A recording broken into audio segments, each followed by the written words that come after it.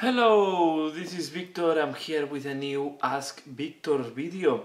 This time I will answer the questions that you left in Ask Victor of July. And if you want this series to continue, let me just move a little bit the camera. If you want this series to continue, just leave the questions below and I will answer them in September. Normally I do this around the middle of the month. The video can be put in the channel 15, 16, 17, 14, depending on other projects that I'm working on and on what is going on. So this is the, here we'll answer the questions that I received the month of August. And remember, if you want the show to continue, leave the questions below for September. Also take into account that I will answer them more or less 1 month later. So take this into account because some things maybe are not anymore valid in 1 month. So let's start. The first question is from Basic Miniature Painting. Okay, it's also a nice channel to follow in YouTube. And here we have the question, say, what other hobbies do you have? So, yeah, normally I was liking a lot reading and watching films and TV series. So no, from that I'm reading, my reading is mainly focused on the hobby as well. So I'm reading more or less the books from Warhammer 40k and Age of Sigmar. In terms of TV shows, I like to watch a show. So normally with my wife we watch one episode of the show that we like every evening. So I don't know, we are watching now The Last Kingdom, and I was watching before The Punisher. So normally are sci-fi type of shows, action shows, or more medieval historical shows. So something like that. Of course, Game of Thrones is we watch, Walking Dead we watch. So we follow some of these common shows, but we also like to watch. Normally are on the sci-fi. So now we are watching the Last Kingdom. What is considering I'm finding it quite interesting one. So this is the other, and then from time to time I was playing video games, but I decided to focus on this hobby and stop playing video games because video game is also very time consuming hobby. So there is no time for all the hobbies that you have at the end, and you have to choose. So painting hobby, all this hobby is my first, wargaming is my first hobby, and then watching TV shows or TV series. Next question is from Paranormal Stupidity. You'll have hits of fun building and painting mechanics terrain. I recently finished up building for my board. It turned out pretty well. I have some questions. Will you be making a Force of Kill team? Which one? At the beginning, I'm in short term. I'm not, because I'm focused in these guys. Okay, this is the third knight painted, the second army girl, and I'm already working on the next one. So I already start the next Imperial Knight. I have two more Imperial Questors to come. So in short term, no. I will play. I'm planning to play Kill Team.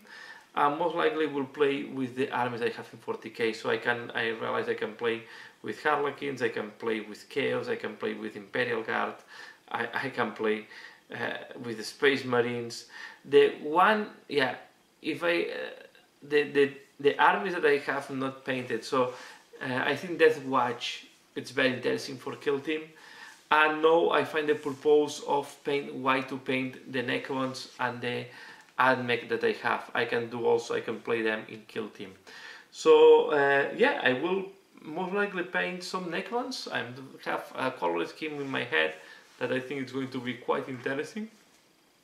Still thinking about that, but I will say Kill Team is a great excuse to start a new army, and it's excuse and it's also dangerous at the same time. So what you can expect that Death Watch maybe in Christmas period, I will focus on Death Watch, Necrons, and AdMech.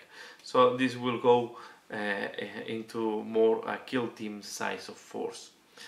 I want to paint a Space Marine Battle Tank out of the standard Sicarian and the Punisher. Which one should I paint? To be fair, I'm the one that you like the most. I don't know. I don't know very well the Forge World tanks. I remember the question though when I read the first time but to be fair, I don't know. Because also the tank that you want to use depends on two things. So normally I have two criteria to paint a vehicle or tank. The first one is the one that I like the most. Okay. The second thing is how this match with my army. So for example, I'm lacking anti-vehicle, so let's do more an anti-vehicle version. Or I'm lacking anti-infantry. So it all depends on what you need to compensate from the rest of the army, I will say my advice. I don't know these tanks by heart, I'm not too much into Forge World. Just I can give an example, okay? So as I will have a lot of meltdown, these small guys, and also, so I decided to use more Gatling cannons on the other knights. So it all depends on the rest of the army, how it's compensating, and also what is the one that you look. If both are more or less the same, the one that have then is more appealing in terms of design for you. Sorry that I don't have more insights on the Sicarian and the Punisher, but I don't know them very well. Next question is from Black Hawk Tabletop Gaming. Do you have a favorite mini to paint, and if so, why? It depends on the moment. So knights were one of the miniatures that I wanted to paint for a while.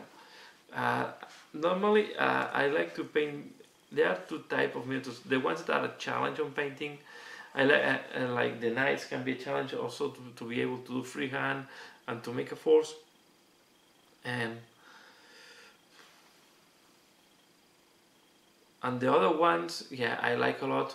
Depends a lot on the moment, right? I like a lot painting the Primarchs because they are like great heroes of the Imperium, or great villains, and I think the miniatures have a lot of detail, and it's a miniature that you can dedicate a lot of time and really push yourself to the next level, right? These are the type of miniatures. Of course, the miniatures that I get bored is I have to paint in big blocks of infantry, no, right? But for me, I would say the favorite miniatures to paint are normally characters, monsters, and some of the vehicles. Yeah, I would say it's that. So, but it depends a lot on the moment. So while I'm painting these knights, I jump from time to time to the Stormcast Eternals to paint something different, smaller, and to have and be easier to paint. I'm also painting in parallel these ones, the endless spells. So it's a way to do something fast, easy to paint. So I'm just painting on these things. So this way you see that I'm jumping from one type of miniature to another. It's not to get bored of painting always the same, but yeah, I will say if I have to choose a type of miniatures, my favorite ones are the Primarchs and the big monsters like the Stardrake. These are the miniatures that I really enjoy painting. And then from 40k, Knights was something that I was wanting to paint. Of course, Primarchs was from 40k. So I hope this answered your question. I like miniatures that are a challenge to paint. Next question is from Robotech Junkie. Hi Victor, I'm still enjoying all the content you put on the channel. Thanks a lot. Thanks a lot. This is much appreciated. Question for next episode. What are the 3 significant rule changes in 40k over the years that you think improve its playability? I will say for me, what have improved the playability a lot was the change from 7th to 8th edition, was all this streamline. The first thing I like a lot, and maybe some people will dislike, is that now the vehicles have the same profile as the rest of the miniatures. I think this is the first rule I like a lot. Okay. The second rule I like a lot, and why I like that is because now everything is on the same, everything is under the same rules, right?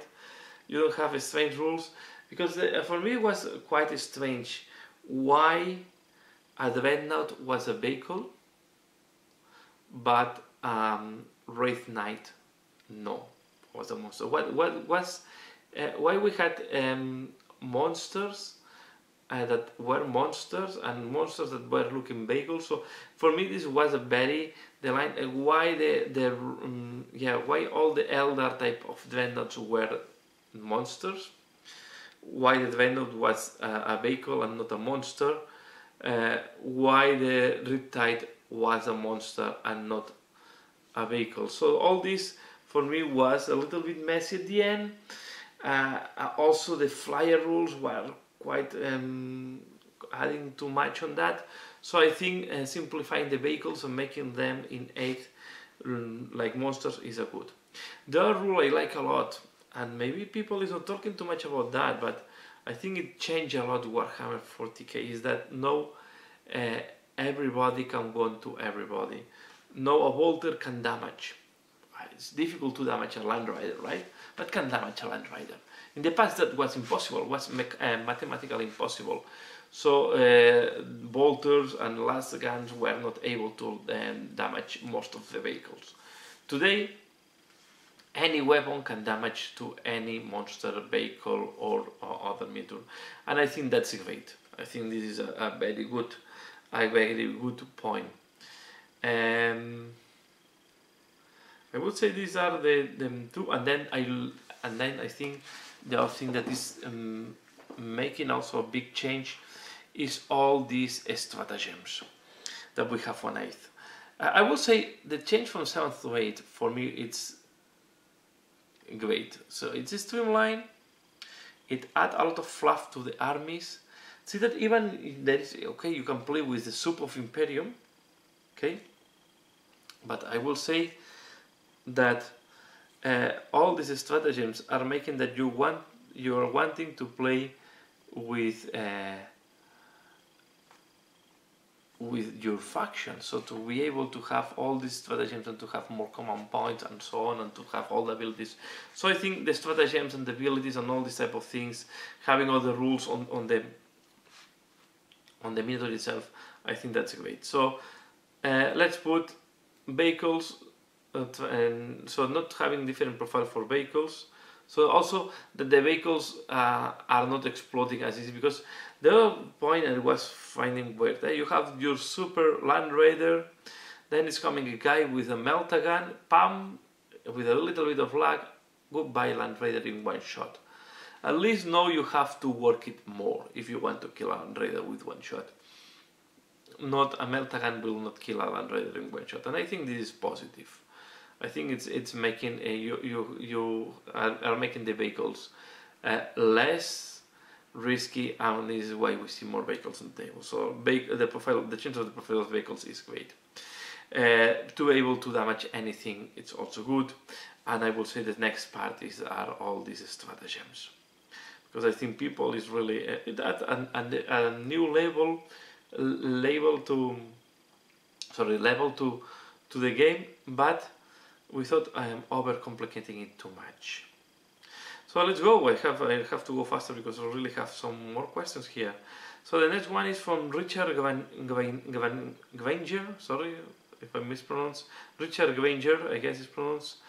Do you think we will see a return of Battlefleet Gothic, and do you play Total Warhammer?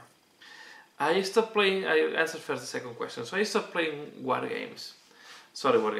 video games, and the reason is because if I start playing Total Warhammer, I know myself. I was playing Total War Medieval, the first and the second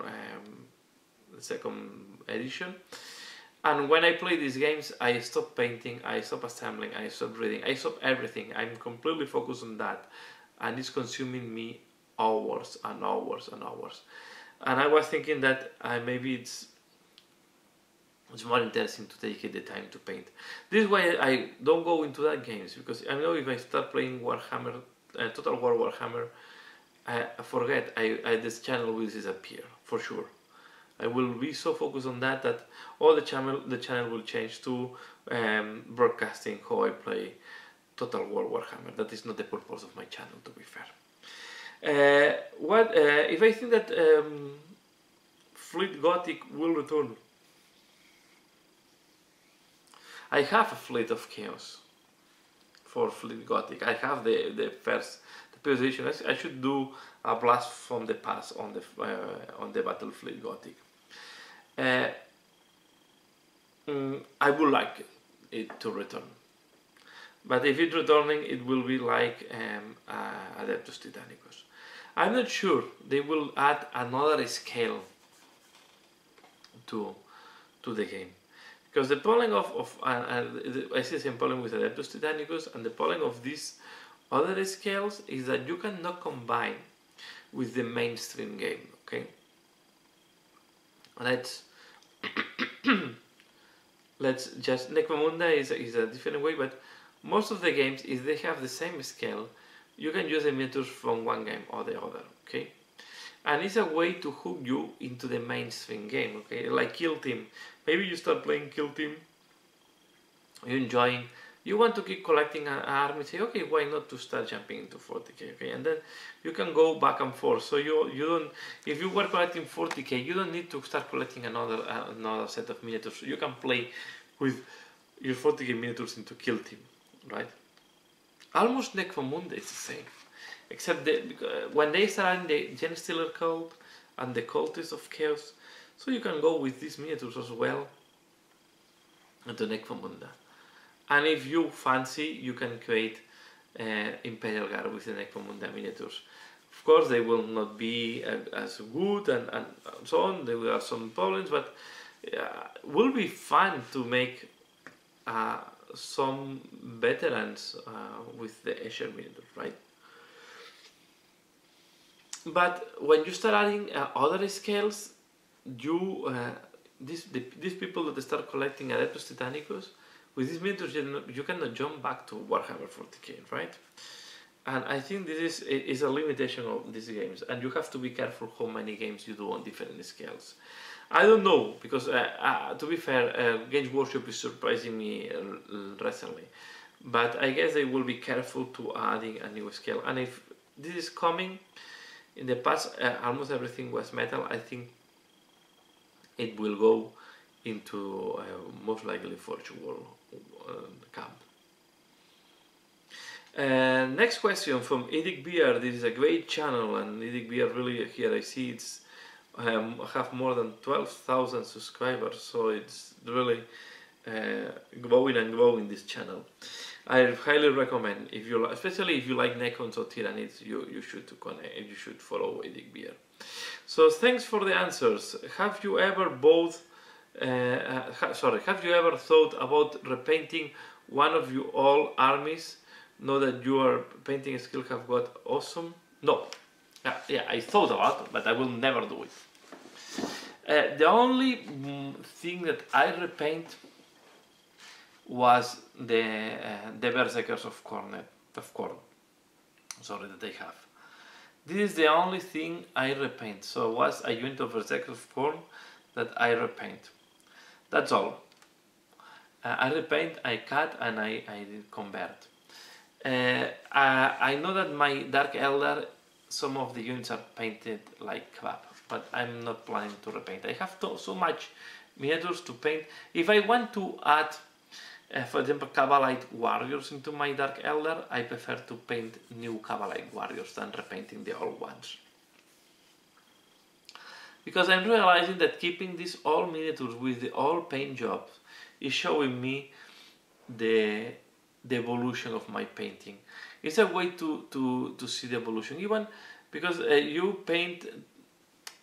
Let's put example. I was painting. Let's put we are 5 years ago. I painted a miniature and I thought, wow, this is incredible. I don't think I will be I will be better than that. So what you find is that after 5 years, you manage to do that's miniatures that are even better than when you were thinking that you were at the top of your painting skills. So if you keep pushing yourself, you realize that you can always go a little bit better and a little bit better, and you improve in using some techniques, and I think and you go faster. This is the other point, right? So. No, I don't want to repaint my old miniatures. I have too many to paint, and there are so many and so awesome new miniatures from Games Workshop that I prefer to dedicate my time to paint new miniatures. I thought about that, but my answer is always the same: not repaint old armies. Let's go. This is a question from Wait Long. Hey Victor, I will be picking up my first 40k models for Kill Team, and I'm going Harlequins all the way. Do you have any general tips? Someone new painting sci-fi models? I've been enjoying your past tutorials on painting Harlequin tubes. Are there any other tips you might add for someone painting the first Harlequins? Oh, Harlequins is one of the most difficult armies to paint, to be fair. Harlequins is a very peculiar army. So, first of all depends on how you want to go. You can go with very bright colors, or Harlequins also can go with darker colors, combining with contrast. Okay? The first thing is, if you want to do the Harlequin pattern or the diamond pattern, practice this first out of the miniature. Be sure that you have this, that you are steady with the brush, okay? That you are able to make the pattern easily. Don't do the diamonds too small, because it will go against you. Try to do the diamonds a little bit big. I think it's better to go bigger than smaller, because if not, you will have some difficulties to go for the pattern. I did a video about tips on freehand. I highly recommend you to go to this video. Here I explain some tips. But first, if you are not used to do freehand, practice this on paper. Also practice wet blending. I think the other option to go with Harlequins is wet blending, playing with the high contrast, and for example on the hair going from purple to pinkish, and then wet blend to have a nice transition. Be aware that 40k for me the good point of sci-fi, okay, you can go as realistic as you want, to say it in a way, so you can go with the camouflage colors or this type of colors or dark colors, something that is very mute. On the other side, also sci-fi is absorbing, or is on sci-fi you can also go with super bright colors, right? So let's put on Harlequins is more tricky, no? But even in Harlequins you can go, depending on the style, with more mute colors. Okay, you can go with blacks, blues, and dark purples. Okay, and you can go mute and also giving this touch, and then combine this with a very high contrasting white mask. Okay, you can go super bright. You can go with yellows, oranges, reds. Okay, let's put another example. Space Marines. Space Marines you can go really dark black. You can go even with green, camouflage green or something like that. That will look that they are using the camouflage. Or you can go to the opposite way. So, like the Imperial Fleet, you can go yellow, right? So the advantage of sci-fi is that you can do the pattern that you want at the end. Okay, I recommend look how other people paint Harlequins. Read the fluff. So the fluff is for me the guide is the fluff. So do something that is matching more or less with the fluff of the army, and within this look how other people paint, look color schemes again workshop is proposing, and from there choose the one that you feel comfortable that you can reproduce. Be aware that you will need to reproduce in Kill Team on, I guess for Harlequin it's going to be about 5 miniatures. Let's put between 5 and 10 miniatures you have to reproduce the color scheme. Okay, but you should be able to do. I will always recommend, if you can, do first a test miniature. So a miniature that in the worst case you can strip the paint and repaint again. So but do this test miniature so you be sure that you can do this color scheme. And once it's on the miniature, it's looking well.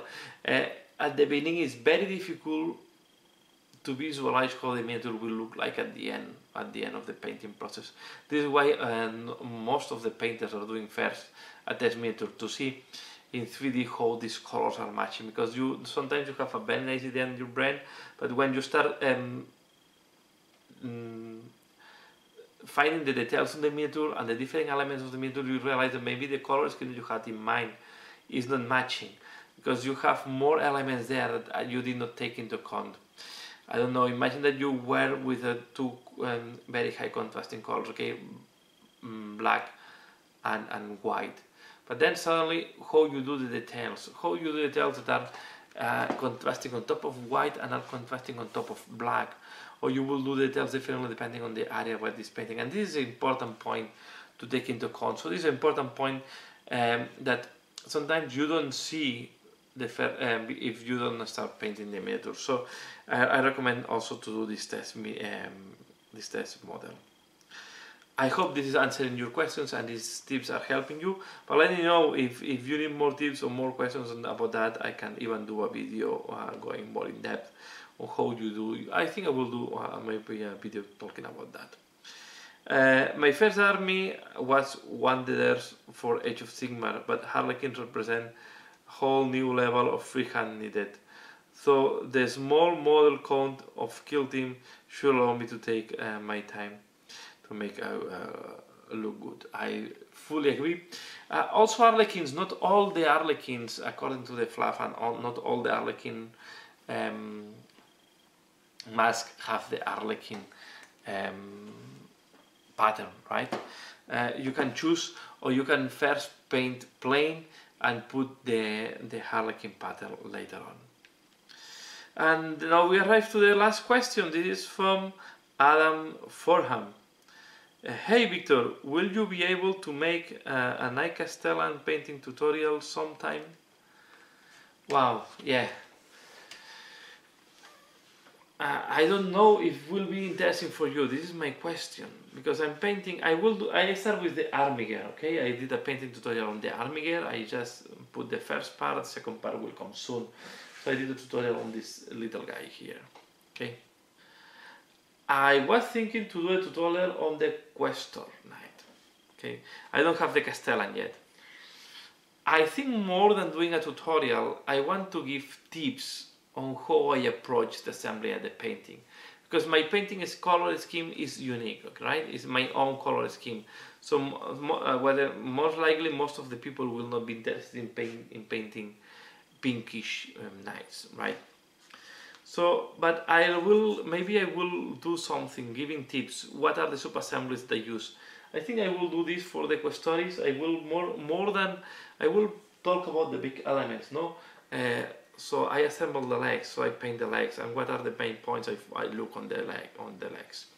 Okay, I will do more this. I think more this type of explanation, and then if you want me to go into more detail, just make me questions. If you really want that, I can do a tutorial, because for me it's almost I talk while I'm painting, but be aware that it's going to be using my colors. So I'm not using any of the official houses of the knights. And that's all. We arrived to the end of this Ask Victor. A little bit longer than I was expecting, much longer than the last month, because I have more questions and some of the questions need some thinking, and yeah, maybe I ramble a little bit too much. I like to talk in front of the camera. But that's all for now. I hope you have liked this Ask Victor. No, yeah, please leave the question below if you want this show to continue. I am really enjoying answering your questions. You also are a good source of ideas for videos, so thanks a lot for the questions. Thanks a lot for following this channel, and as usual, thanks a lot, and see you again later. Bye!